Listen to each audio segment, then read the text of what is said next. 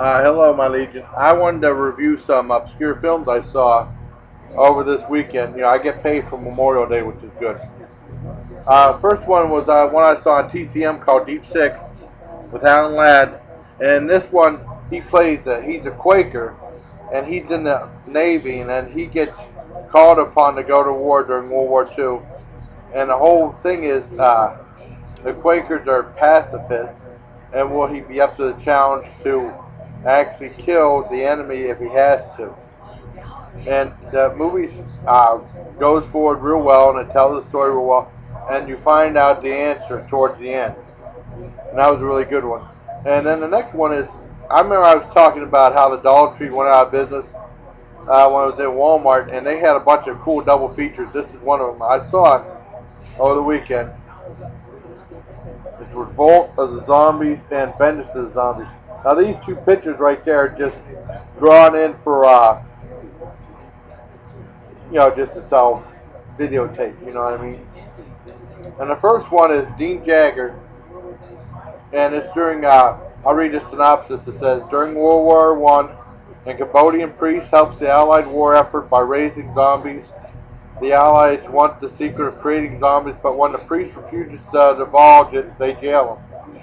But he is murdered before he can tell them anything. An expedition is sent to Angkor Wat to try and find the secret of creating zombies.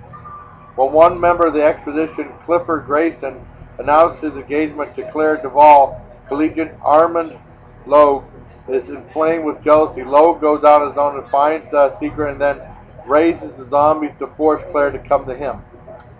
And basically, this is one of Gene Jagger's first movies. He's a lot younger than this, from 1936. Usually, if you've seen his old movie, he's a bald guy in it. And that's really interesting. It tells the story real well. And I recommend it. The other one is a Paul Naschy movie. Now, most Paul Naschy movies are either loved or hated affairs. But some people really like his movies, and some people hate them. They think they're really boring, and some of them are, like Beast Yellow Knight is awful. Revenge of the Zombies is one of his better ones. I really liked it, along with Horror Riders from the Tomb. It's really good. Now, the synopsis for this one is funny. Like, they usually make it serious, but this one's funny. It says, these two grave robbers are robbing a tomb when they get trapped inside. Then this voodoo guy shows up and brings the body to life, and it kills them. The dead body's cousin, I think, goes to this seance, then goes to a cursed house to visit this guru. That really doesn't sum up the movie, but Paul Naschy plays the guru, and then there's elements of zombies, Satan worship, there's nudity in it, and there's graphic violence in it. And the one thing that is really funny is on the back of this thing, it's hard to see, says Family Values Collection. That's funny, because they have like a whole bunch of R-rated movies they had on here, and it still says Family Values Collection on all of them. I mean, I think that's really funny, and the movie's really good. It's a crazy Paul Naschy movie as usual, but I mean, I think you'll really like it.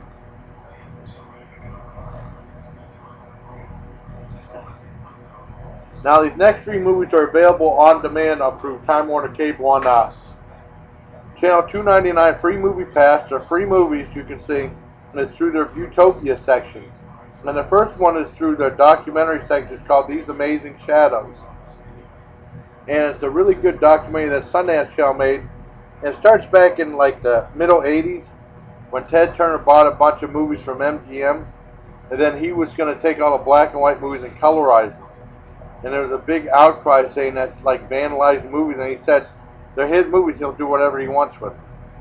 I remember a bunch of people were outraged with it, and Congress decided to create the National Film Registry, where they save films and they save different types of films, and they restore films also.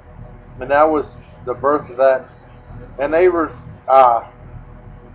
they put films in the registry from all different diverse types, like they movies like Maltese Falcon and Citizen Kane, the movies you want to expect, like the Rocky Horror Picture Show or This Is Spinal Tap.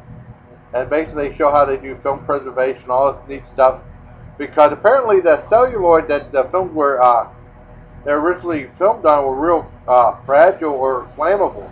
And a lot of the movies made before 1950 no longer exist. A lot of the silent films no longer exist. You know, whatever silent films we have now, we're lucky to have them because I remember I bought something called Mechanical Man, a really obscure sci-fi silent film. Most of it was lost, and they had a restored version which is like 27 minutes long, with whatever footage they had, and they added music to it, and they added like they put like words on there to make it seem like what's going on in the movie and stuff like that, and then they show whatever footage they could of that. Most films are like that now. Most films don't exist anymore.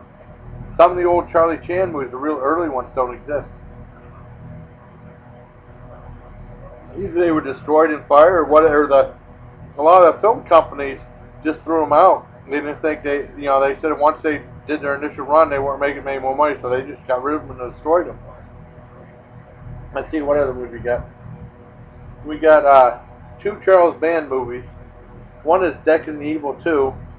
Now, if you like the first Decadent Evil, you'll like the second one. You know, with the full moon movies, it seems like they're getting lazy and stuff like that, but this wasn't a bad movie about look for zombies in this one strip club and stuff like that, and trying to destroy this one zombie before he has his 10,000th victim and becomes immortal. It's not bad, and it has its moments and stuff like that. My dad hated it. My dad hated it. He said lousy and childish. My dad hated it. And the other one was End of the World with Christopher Lee. Now, this one wasn't that good.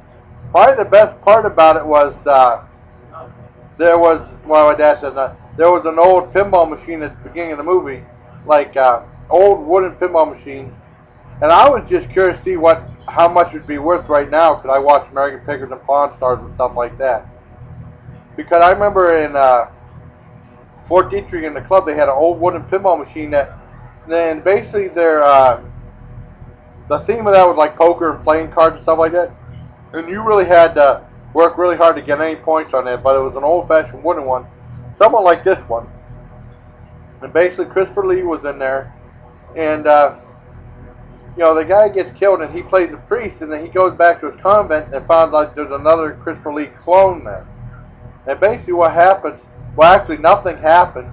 They show a scientist and his wife for about 50 minutes trying to find out why all these natural disasters are happening in the world, but it's very slow and boring, and nothing happens. And then they finally go to this convent run by Christopher Lee and these nuns, and they find out that they're all clones, and they're aliens, and they have their spaceship down in the basement.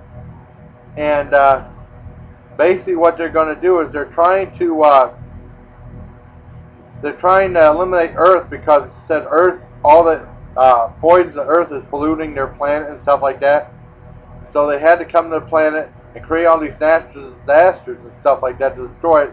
Well, anyways, they leave their spaceship, and that's pretty much the whole movie. Not a whole lot happens, but that's an old Charles Band movie from the 70s. And before he went to the full moon movies that went straight to video, these actually played in the theaters. And then he formed Empire in the 80s. But this is one of the old ones from 79, and the long time, and around that time he did movies like Laser Blast, which is good, Tourist Trap, which is really good, and then The Day Time Ended, which is better than The End of the World, but nothing really happens in that one either, but Jim Davis is in that one.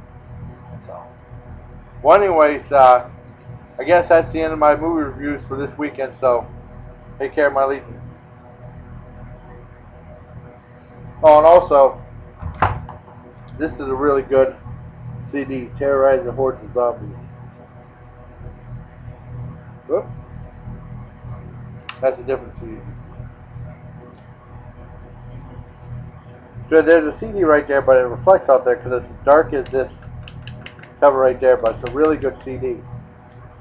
Because there used to be a old grindcore band from '89. They had the album World Downfall. I remember buying that in Fort Bragg at the PX. Now that's actually a better album than this one, but I'm glad to see that Terrorizer is back. So until next time, take care, my legion.